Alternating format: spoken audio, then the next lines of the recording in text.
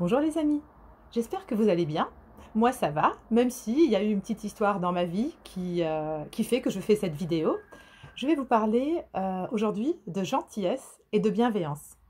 Au fait, il m'est arrivé une expérience avec une personne que j'apprécie et qui m'a vraiment agressée et qui continuait à le faire et qui continue à le faire depuis quelque temps.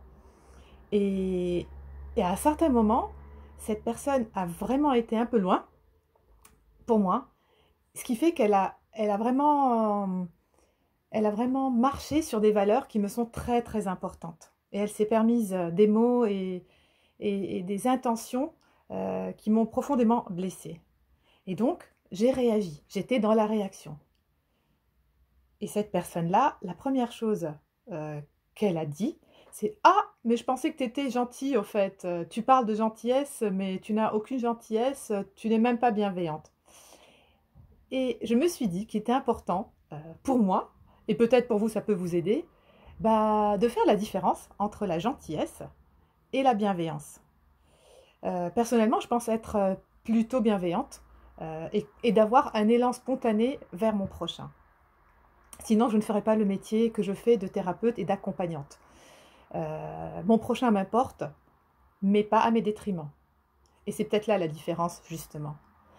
Pour moi, la personne gentille, c'est une personne qui va dire oui à tout, qui va s'écraser, euh, parce qu'elle a un grand besoin d'approbation et d'amour, au fait. On en a tous besoin, mais à des degrés différents. C'est vrai qu'on a tous besoin des autres, et c'est à travers l'autre aussi qu'on peut avancer. Ils peuvent nous aider à avancer, justement. C'est pour ça que c'est super important de bien s'entourer.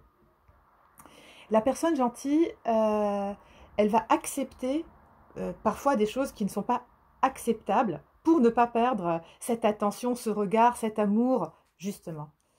La bienveillance, pour moi, c'est une affirmation d'un élan vers l'autre, mais par rapport à ses valeurs aussi, sans entraver ses valeurs, sans perdre de vue ce qui est important pour moi, sans mettre une croix sur mon bien-être. La bienveillance, oui, je tends la main à l'autre, j'ai un élan spontané vers l'autre, mais si je reçois de l'autre des pics, si je reçois tout le temps un seau d'eau froide à chaque fois que je rentre dans une pièce, et ben je me dis, ben je ne vais plus arrêter, je vais arrêter de rentrer dans cette pièce. Et je dis à l'autre que voilà, je me sens comme ça pour X raisons, et si l'autre persiste, s'il continue, si malgré ma communication non violente dans un premier temps, qui met l'accent sur mon ressenti, sur ce que je vis, sur ce que je souhaiterais vivre, qui prend en compte aussi ce qu'il vit, en me disant: oui, je comprends, ça doit être difficile pour toi, mais tu vois, moi, quand telle et telle chose se passe, moi, je ressens telle chose.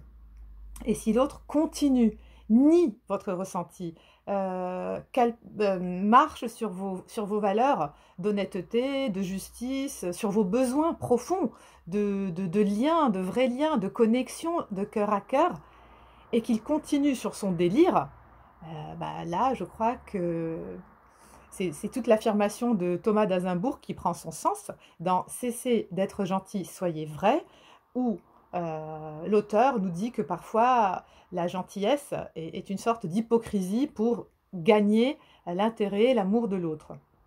Et j'aime beaucoup cette formule justement qu'il dit: ni paillasson, ni hérisson.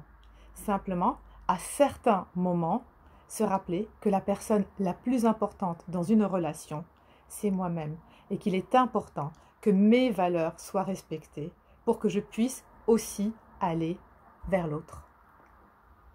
Je vous dis à très bientôt. Je ferai bientôt probablement une capsule sur les relations toxiques. Au revoir.